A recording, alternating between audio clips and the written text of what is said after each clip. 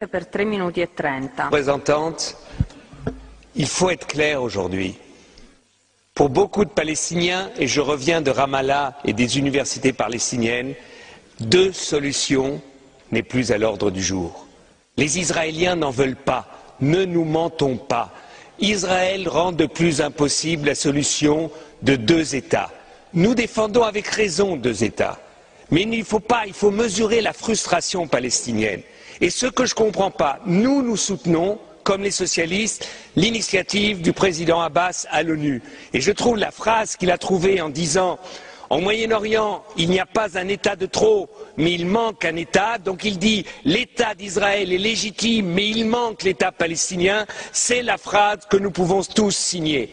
Seulement, ce que je ne comprends pas, Madame la Haute Représentante, c'est que vous arrivez ici et dites « Nous regrettons que l'Israël ait décidé aujourd'hui la construction de 1100. Au moins, condamnez-le et ne le regrettez pas. Dites que c'est impossible. Soyez clairs. Et deuxièmement, même si nous sommes pour la reconnaissance de l'État d'Israël, de l'État palestinien tout de suite, au moins dites aux Israéliens, dites-leur, s'ils continuent les constructions, eh bien vous pousserez les États européens à tout de suite accepter la reconnaissance de l'État palestinien. Faites-leur le même chantage qu'ils font avec vous. Parce qu'avec vous, ils disent on va négocier et en même temps, ils continuent à occuper.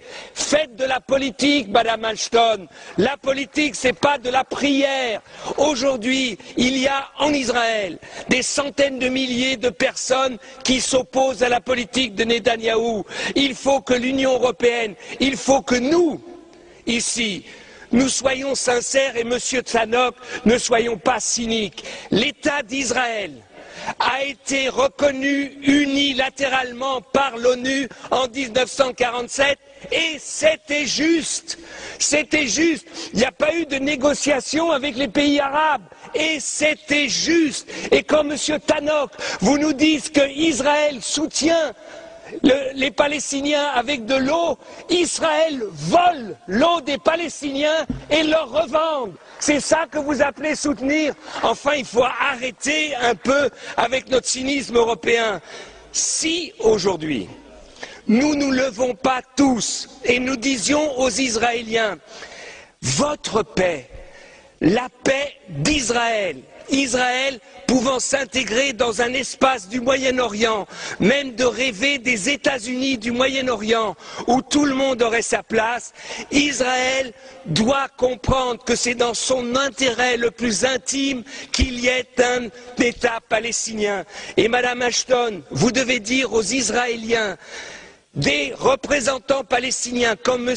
Abbas ou comme le Premier ministre Fayyad, ils n'en auront pas d'autres et qu'aujourd'hui, si le Hamas aujourd'hui est contre l'initiative de M. Abbas, parce qu'il sait que cette initiative, c'est la seule possible pour qu'il y ait deux États au Moyen-Orient.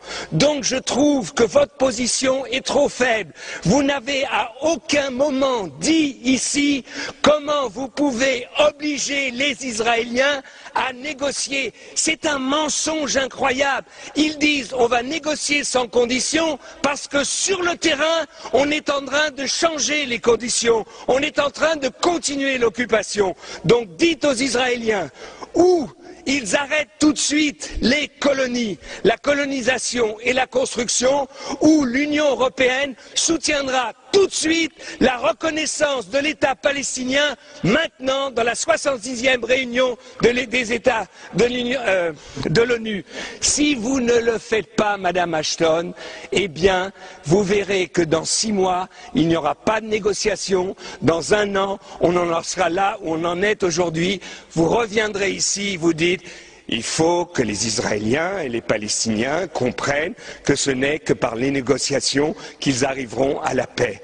Ils arriveront à la paix, Madame Ashton, si nous disons aux Israéliens, des fois, et pour défendre l'État d'Israël, too much is too much, enough is enough. Si on leur parle comme ça, vous verrez que les choses changeront. Merci.